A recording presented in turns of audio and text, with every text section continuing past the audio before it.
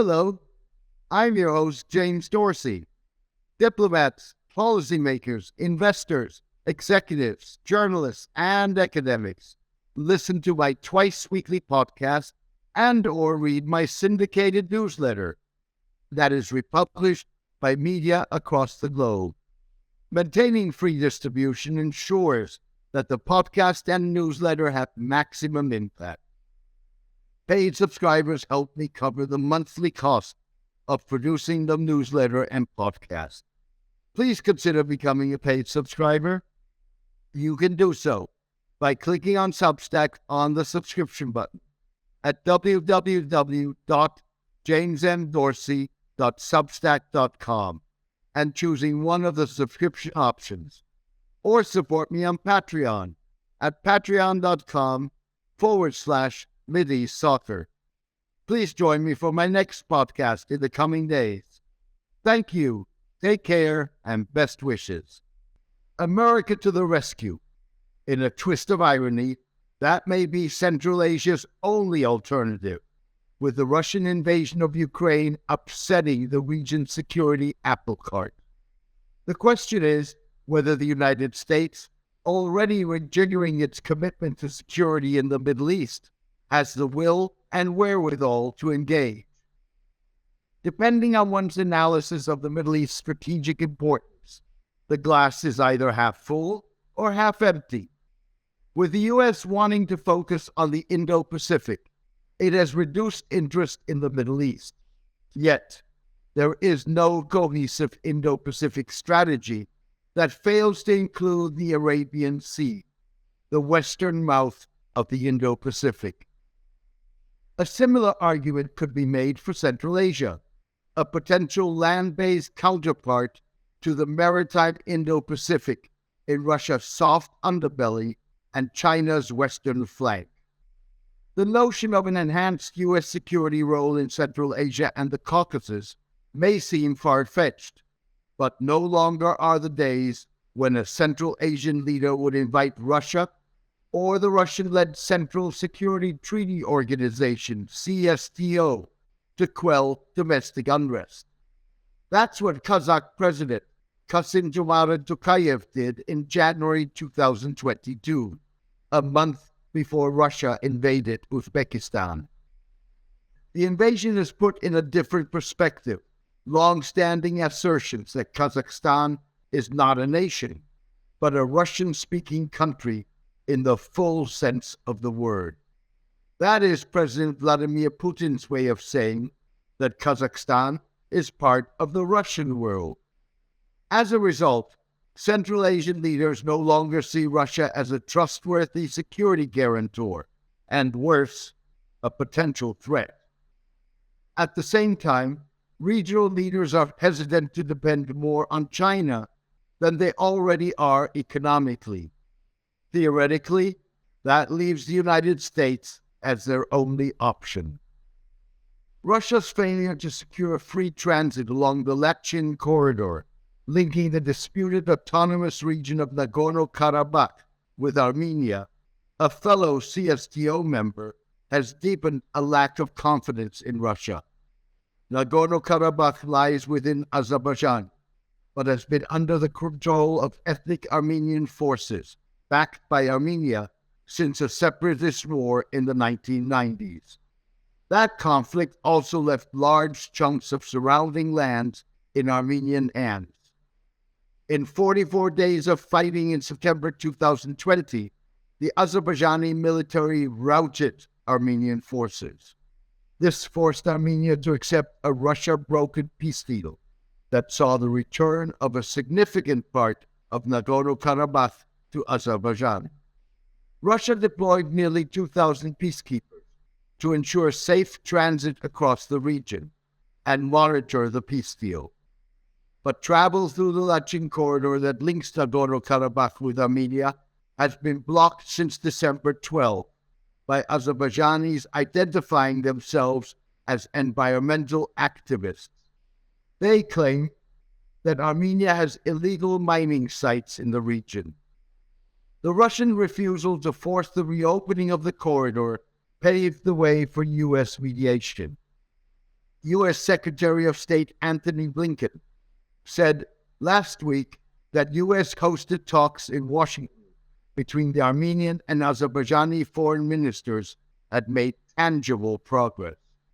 The effect of a successful mediation would ripple far beyond the southern Caucasus. The mediation comes as relations between Azerbaijan and Iran are deteriorating quickly, while the former Soviet republic's ties to Israel are expanding. Mukhtar Mammadov arrived in March in Tel Aviv to take up his post as Azerbaijan's first ambassador to Israel, even though the two countries established diplomatic relations 30 years ago. Israeli Foreign Minister Eli Cohen announced last month that his country would supply Azerbaijan with 2 satellites worth $120 million. Israeli drones are believed to have played a crucial role in Azerbaijan's victory in the 2020 war. The Stockholm International Peace Research Institute identified Israel as Azerbaijan's second largest arms supplier after Russia between 2011 and 2020. The Haaretz newspaper reported in March that Azerbaijan's Silkway Airlines had operated 92 flights to the Israeli southern airport of Ovda in the past 7 years. The cargo airline is one of the few operators authorized to transport explosives to Israeli airspace.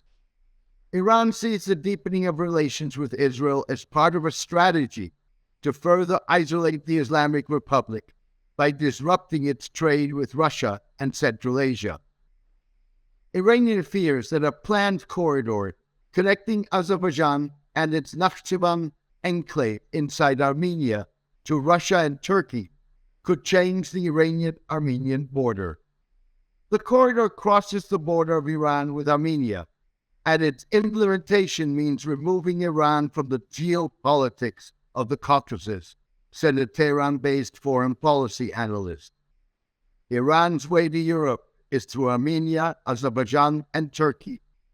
If Armenia's province, Nakhchivan, also falls into the hands of Azerbaijan, it will officially become a big leverage. Iran will lose the whole of Central Asia, and this is a catastrophe for Iran, the analyst added. As a result, Iran has deployed troops and held military exercises on its border with Azerbaijan. In addition, Azerbaijan and Iran expelled some of each other's diplomats last week.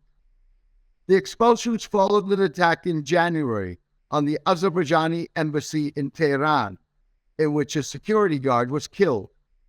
In addition, there was an assassination attempt in March on Vyan Fazil Mustafa, an Azerbaijani parliamentarian critical of Iranian influence.